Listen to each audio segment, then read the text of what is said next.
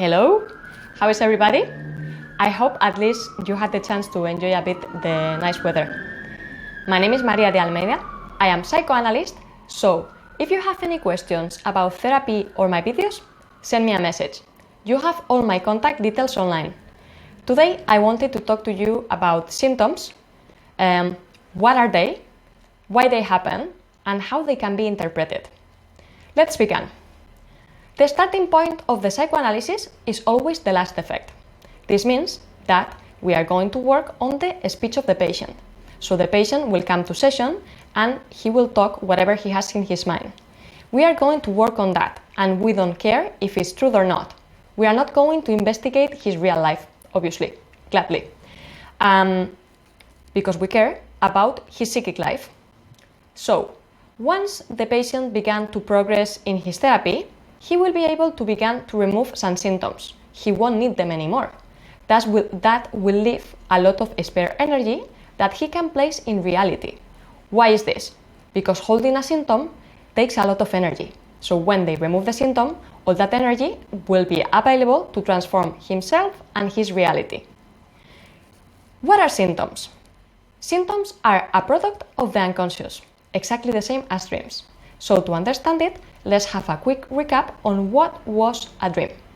A dream is a product of the unconscious because there are some unconscious operations, mainly condensation and displacement, which are going to act on our unconscious wish and will create a dream. A dream is our unconscious wish disguised. Unless a psychoanalysis interprets it, we cannot know what is the unconscious wish behind that dream. This is exactly what happens in symptoms. They are unconscious wish disguised. Remember, the only objective of the unconscious is to show up. So, if we repress it, he will find another way to show up, like for example, a symptom. In order to understand that, we need to know a bit about repression. Think about this. What would you do if you want to escape from something in the outside world?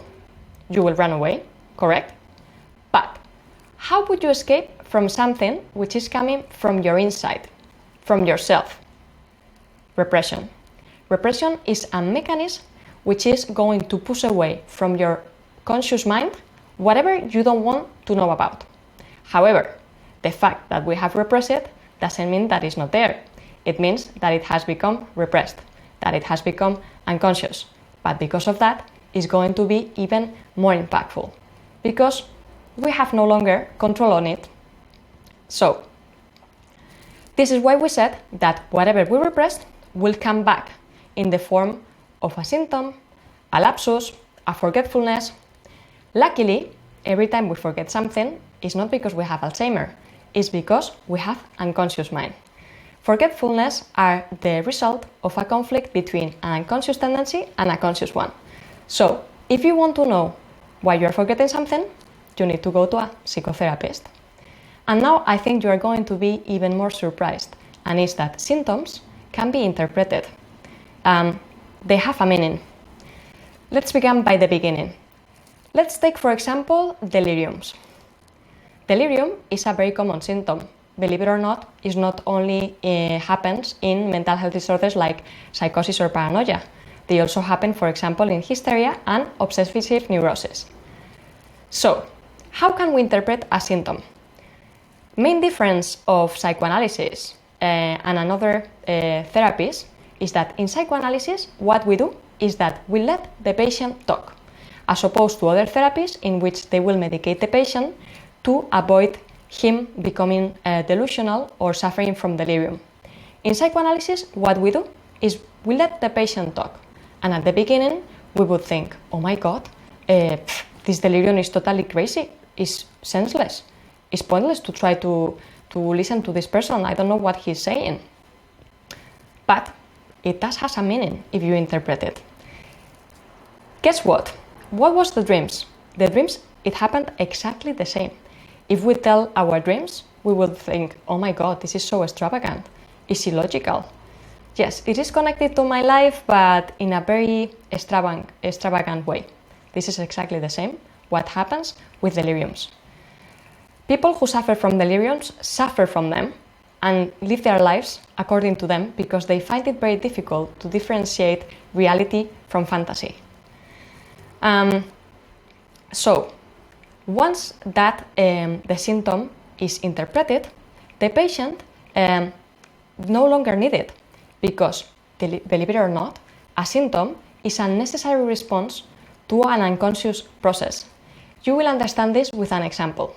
Let's say, for example, delusional jealousy. This woman who is convinced that her husband is cheating on her. It doesn't matter how many times her husband promised, no, I'm loyal, I promise I never cheated on you. It doesn't matter because what happens to this woman is that her jealousy is the result of an unconscious process. It's something she doesn't know about. This is why trying to convince her with rational arguments will never help. And you are going to be surprised, but sometimes symptoms are a relief, are like a crutch that the patient needs. I will explain to you this in my next video about obsessive neurosis. I hope you are enjoying it. Bye!